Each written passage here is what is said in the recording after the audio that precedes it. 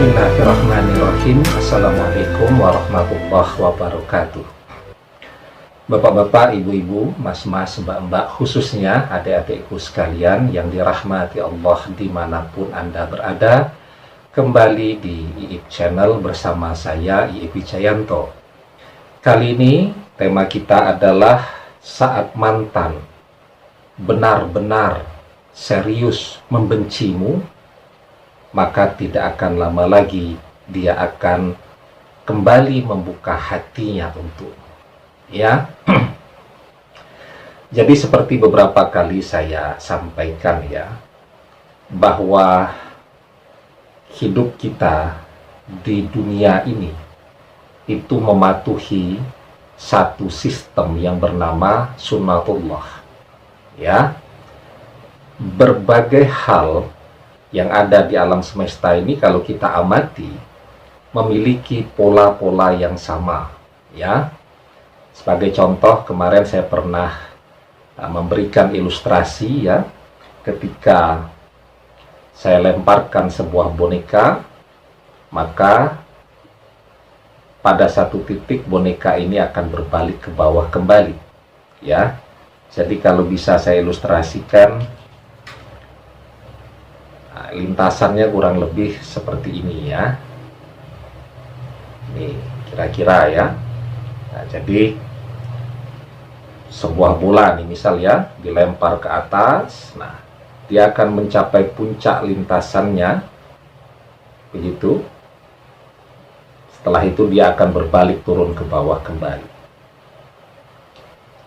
Ya. Begitu juga hati manusia. Hati manusia itu begitu sudah mencapai puncak kemarahannya, ya, saat orang marah, itu logikanya tertutup, rasionalitasnya tertutup, hatinya tertutup. Yang ada cuman emosinya saja yang berbicara.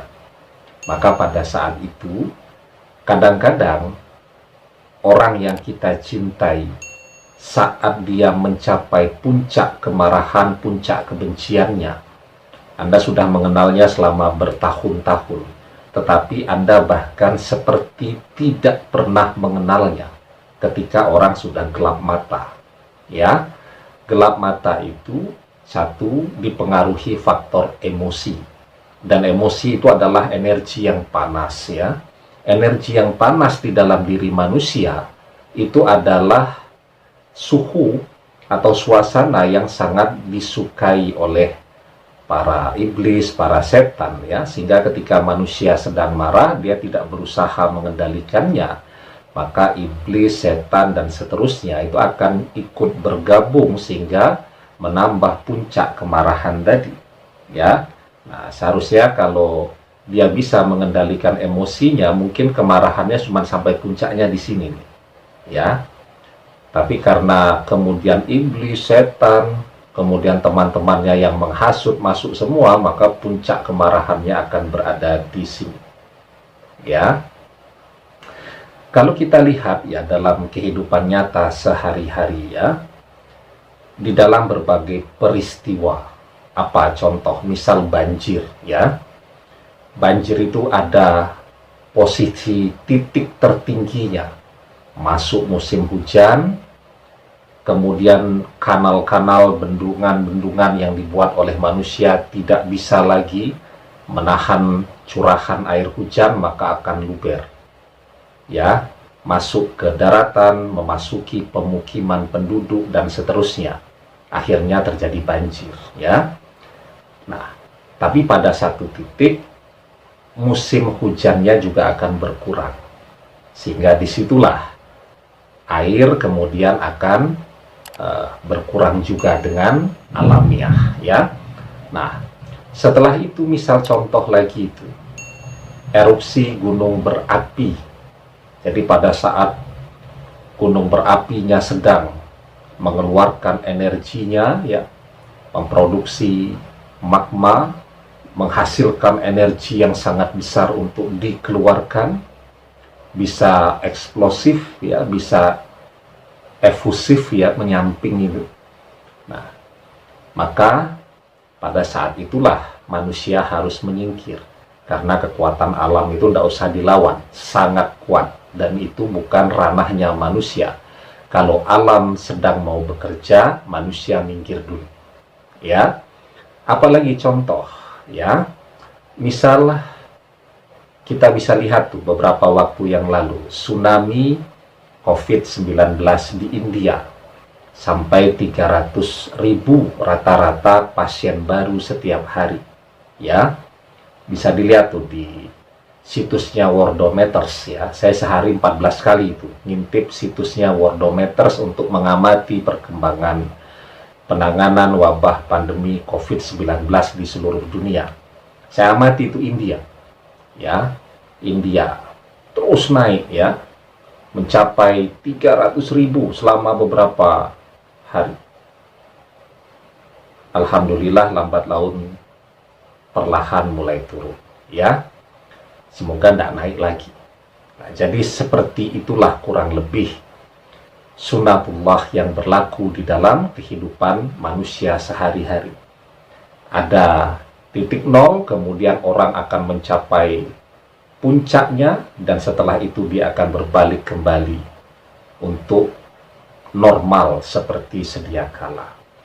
Seperti itu pula lah mantan Anda yang hari ini, yang saat ini mungkin teramat sangat membenci Anda, teramat sangat marah kepada Anda, memblokir semua akun-akun sosial media yang bersangkutan ya. Pertanyaannya, berapa lama dia akan mencapai puncak kemarahannya? Ya tergantung. Kalau dia orang yang sebenarnya basically orangnya sabar, maka marahnya juga tidak akan lama-lama. Tapi kalau memang tipikal yang bersangkutan itu orangnya memang pemarah, maka puncaknya akan agak lama tuh. Apalagi di sisinya banyak saudara-saudaranya, sahabat-sahabatnya yang terus menghasut untuk membenci Anda. Ya, tetapi yakinlah bahwa kebencian dan kemarahan itu tidak ada yang permanen. Ya, maka pada titik puncak itu, kalau dia sudah mencapai titik puncaknya, maka tidak akan lama lagi insya Allah dengan izin Allah, rasionalitasnya akan kembali bekerja, logika dan akal sehatnya akan kembali bekerja. Maka pada titik itulah yang bersangkutan akan kembali membuka hatinya untuk Anda, membuka komunikasinya kembali kepada Anda ya. Maka di dalam surat Al-Insyirah ayat yang ke-5 dan ayat yang ke-6, Allah Subhanahu wa ta'ala berfirman, fa inna ma'al usri yusran, inna ma'al usri yusra. Ya, maka sesungguhnya bersama kesulitan itu ada kemudahan. Ya, dan diulangi kembali di ayat yang ke-6, sesungguhnya bersama kesulitan itu ada kemudahan.